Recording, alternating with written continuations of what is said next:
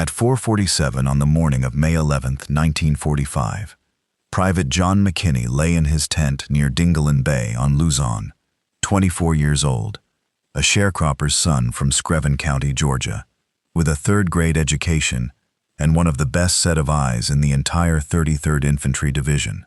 He had no idea that roughly 100 Japanese soldiers were crawling through the jungle toward his outpost, counting weapons, timing the guard rotation, closing in on a machine gun position he'd just finished a long shift manning. McKinney grew up hunting squirrel and deer in the Georgia woods before he ever learned to read properly. By 12, he could put a .22 round into a squirrel at 50 yards without a second thought. When the Army found him in November 1942, they found a recruit who could barely sign his name and a marksman better than almost anyone else who'd come through the qualification range that year. He fought through New Guinea with the 33rd, survived malaria and the jungle and everything the Pacific threw at him, and by May 1945, he was the kind of quiet veteran other soldiers didn't ask too many questions of. He was the best shot in Company A, and every night, he slept with his rifle beside him. That habit was about to matter more than anything else he'd ever learned. The Japanese force, creeping toward the perimeter that night, wasn't a patrol. It was the better part of a company, armed with rifles, grenades, knee mortars, and swords, moving with one purpose: overrun the outpost, kill every American in it, take the supplies. Sergeant Fukutaro Mori led the point element with orders to eliminate the first sentries in total silence. Steel only. No gunfire until the main force was already inside the wire. Mori reached McKinney's tent and heard him breathing in the dark. One clean strike would end it before McKinney ever knew what killed him. At 4:51, Mori tore open the tent flap and brought his sword down in a diagonal cut aimed at McKinney's throat. In the dark, the angle was off. The blade caught the side of his head instead, tearing away part of his right ear and opening a wound that sprayed blood across the canvas. McKinney's eyes came open to blinding pain, and a silhouette already raising the sword for a second cut, one he had less than a second to survive. He didn't aim. He didn't think. 24 years of hunting instinct moved his hand to the rifle in the dark and swung it like a club before his brain had finished registering what was happening. The stock caught Mori under the jaw hard enough to break bone. McKinney swung again. The second blow crushed the sergeant's skull, and Mori dropped where he stood. Outside, the jungle had come apart. Dozens of running feet, muzzle flashes, the sharp crack of Arisaka rifles, tangled up with the deeper report of M1 Garands. The main assault had begun, and somewhere in that darkness, nearly 100 Japanese soldiers were pouring through the northeast side of the perimeter in waves. McKinney grabbed his rifle and stepped out of the tent, bleeding badly from what was left of his ear, and what he saw stopped his heart cold. 30 yards away, the light machine gun that anchored the entire position, the one weapon that could sweep the whole perimeter if the enemy got hold of it, was already swarmed by 10 Japanese infantrymen. The two men who'd replaced him at the gun were down or fleeing. One had been bayoneted in the shoulder and was being dragged clear by the other, the only sane choice under the circumstances. But it left the gun completely undefended. One of the 10 was already working the traverse mechanism, trying to turn the weapon around on the sleeping camp. McKinney ran straight at 10 armed men in the open. 2 raised their rifles to meet him. He was faster. He shot the first at 15 yards, the second at 10, and by the time he vaulted the sandbag wall, he'd already fired 4 rounds and put 4 bodies on the ground. 6 enemy soldiers were still alive inside a space barely 8 feet by 6. He landed among them and kept firing point blank, round after round, at men too close to miss and too crowded to properly aim back. 7 shots. 7 Japanese soldiers down. 1 round left in the Garand, and the 8th man lunging at his chest with a fixed bayonet.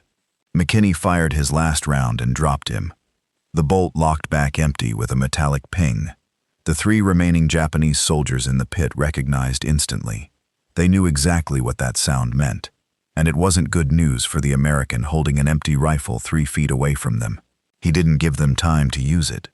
He reversed his grip before the empty clip had finished ejecting and swung the rifle like an axe. The stock caught the first man across the temple, and dropped him cold. The second tried to block with his forearm. The blow broke the bone and kept going into his skull anyway. The third lunged with his bayonet, and McKinney sidestepped and brought the butt down across the back of his neck hard enough that the vertebrae cracked audibly. 10 Japanese soldiers had captured that machine gun. 30 seconds later, all 10 were dead, and McKinney was standing over them with a rifle stock slick with blood. He grabbed for the machine gun itself and found it wrecked, bolt jammed, feed tray bent from the fight that had just torn through it. The one weapon that could have anchored the whole defense was now a piece of scrap metal, and the sky to the east was only just beginning to lighten enough to show him more Japanese soldiers massing at the tree line for the next wave. McKinney stripped a bandolier of American .30 caliber rounds off one of the dead, trophies the man had probably lifted from an earlier fight, reloaded, and settled into the gun pit among the bodies to wait. 20 soldiers came at him at a dead run out of the jungle 60 yards out, bayonets fixed, screaming. He was not a trained soldier in any formal sense. He was a Georgia hunter who'd been shooting since before he could properly read, and he was faster than the 8-second reload time the Army trained into its riflemen. Lead the target, squeeze. Acquire the next one, repeat. 3 men down before the clip ran dry. A fresh one slammed home in under 3 seconds while the wave closed another 20 yards. More men falling as they came, the survivors breaking left and right for cover that didn't exist between the jungle and the gun pit. The second wave shattered. 11 more Japanese dead, 21 total, and the sun hadn't even fully cleared the horizon yet. There was no time to feel anything about it. Japanese officers were already reorganizing beyond the tree line. And then McKinney heard something worse than rifle fire, the hollow thump of a knee mortar. The first round landed 10 yards short. The second landed closer. The third would land on top of him. He grabbed his rifle and ran, sprinting into a shallow depression as the gun pit he'd just abandoned disappeared behind him in dirt and smoke. From the new position, he watched 2 fresh squads advance on the shattered gun pit, convinced he was retreating. He let them close to 30 yards and opened fire into a cluster of men who'd bunched together crossing open ground, a mistake that cost them dearly. 3 more fell before the survivors even located his muzzle flash. He moved again the instant they started to react, the way he'd learned hunting deer. A target that hears 1 shot freezes, but a target that hears 2 shots from 2 different places starts running in circles instead. The Japanese were running in circles now, and McKinney was picking them off 1 relocation at a time. 18 minutes into the fight, his ammunition was thinning, and his ear was still bleeding freely down his collar. He knew exactly where more rounds were waiting, on the bodies piled around the ruined gun pit, and he sprinted back through open fire to get them, weaving as bullets snapped past him, diving the last 5 feet into a heap of men he'd killed 20 minutes earlier. He grabbed every bandolier and loose clip he could find, 64 rounds worth, and 3 Japanese fragmentation grenades off a corpse. A Japanese soldier who'd crawled forward during the scavenging popped up over the sandbags with his rifle already rising. McKinney shot him through the chest at 2 feet and kept moving, arming and throwing 2 of the grenades toward clustered muzzle flashes before the screaming even started.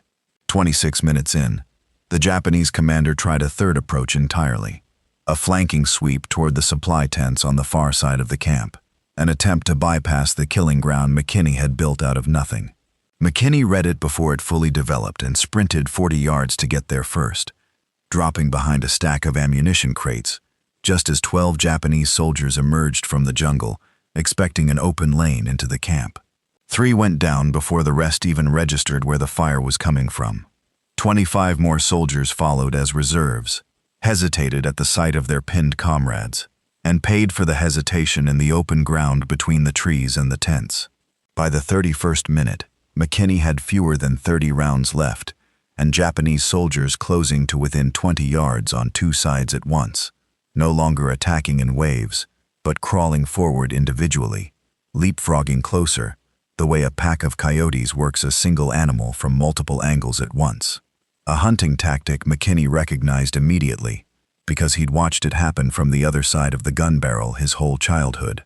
This time he was the prey, and the foxhole protecting him was about to become a grave if he stayed in it. He didn't wait for them to arrive. He came up out of the hole and charged straight at 5 men crouched behind a fallen palm, dropping 2 while still running, breaking a 3rd man's jaw with the rifle butt, driving the steel plate into a 4th man's throat, shooting a 5th in the back at 3 yards without ever slowing down. A second group saw him break cover and closed from behind. He turned and fired until the rifle ran dry again, and this time 3 men reached him before he could reload. One tackled him around the waist and drove him into the mud. A second stomped down on his torn ear, sending white pain through his skull. A third raised a bayonet for the finishing blow. McKinney grabbed the ankle of the man standing over him and twisted hard enough to put him on the ground, rolled clear of the tackle, and watched the bayonet miss his chest by inches and bury itself in the dirt where he'd been a half-second earlier. He came up swinging, 1 man down from a blow to the temple, a second with ribs caved in from the butt plate, a third head-butted and finished with 2 more strikes before he stopped moving at all. 33 minutes since Maury had opened that tent flap. McKinney's hands were slick with blood, some of it his own. His uniform hung in ribbons. He was still on his feet, and he still had 2 more Japanese soldiers to deal with. Men who emerged from the jungle, hesitated at the sight of the carnage around him, and died anyway when he charged them with an empty rifle and clubbed them both down before they recovered from the shock of seeing him at all. 34 minutes in, he remembered the mortar crew still working somewhere to the southwest and went looking for them, picking a loaded Garand off a dead man along the way. He found 2 Japanese soldiers adjusting their tube for another fire mission and shot them both at 45 yards before either could reach for a weapon of his own. 35 minutes in, the jungle finally went silent. No more soldiers came out of the trees. No more mortar rounds fell. Just wounded men moaning somewhere in the brush, and flies already gathering on the dead. McKinney started walking back toward the American perimeter, and reinforcements from 2nd Platoon, men who'd been fighting their own battle on the far side of the camp for 36 minutes trying to reach him, found him still standing, covered in blood that mostly wasn't his, holding a rifle that wasn't the one he'd started the fight with. What they found when they searched the ground stopped conversation entirely.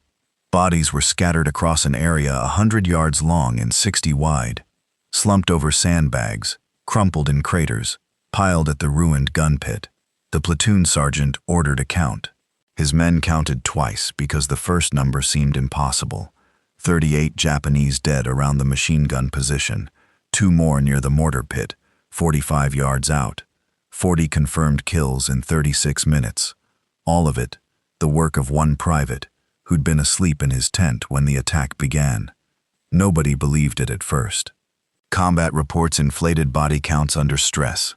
Everyone up the chain assumed the numbers were wrong, until an intelligence team from the 33rd Division came out, interviewed witnesses, walked the ground, and matched every spent casing and every entry wound to exactly the positions McKinney described without prompting. The math held. The story was true. On January 23, 1946, Sergeant John R. McKinney stood in the White House, while President Harry Truman placed the Medal of Honor around his neck, the nation's highest decoration for valor, awarded fewer than 3,500 times since the Civil War, for gallantry that goes, in the citation's own words, above and beyond the call of duty. Reporters wanted a story. McKinney gave them the same handful of sentences every time: the tent, the sword, the machine gun, the waves that kept coming. No embellishment, no interviews beyond what courtesy required. He went home to Screven County a 25-year-old with a Medal of Honor, a 3rd-grade education, and an ear that never fully healed. He farmed. He hunted the same creeks he'd learned to shoot in as a boy. He rarely mentioned Luzon, and when neighbors brought it up, he changed the subject within a sentence or 2. What his family knew, and few others did, were the nights he woke, reaching for a rifle that wasn't there, the war following him home, in a way no metal could touch, in an era that had no real name yet for what he was carrying. He stayed quiet for the rest of his life. A writer named Forrest Bryant Johnson spent years tracking down witnesses and records to piece the whole account back together. and published it in 2007 as Phantom Warrior, a book McKinney never lived to see in print. He died on April 5, 1997, in Sylvania, Georgia, at 76, buried not far from the land where he'd first learned to hunt. 20 years later, the state of Georgia renamed a stretch of highway through Screven County in his name. Drivers pass the sign every day without knowing what it commemorates. One man, one rifle, 36 minutes on Luzon, that should have ended in a massacre, and instead ended with 40 enemy dead, and every American in that camp still breathing by morning. If this story hit you the way it hit us, drop that like. It's what tells YouTube to put stories like this one in front of more people who need to hear them. Subscribe and turn the notifications on, because we're pulling one of these out of the archive every single week. Tell us in the comments where you're watching from. We've got people tuning in from every corner of the map, and if someone in your own family served, we'd love to hear their story too. Thanks for watching, and thanks for making sure a name like John McKinney doesn't get forgotten.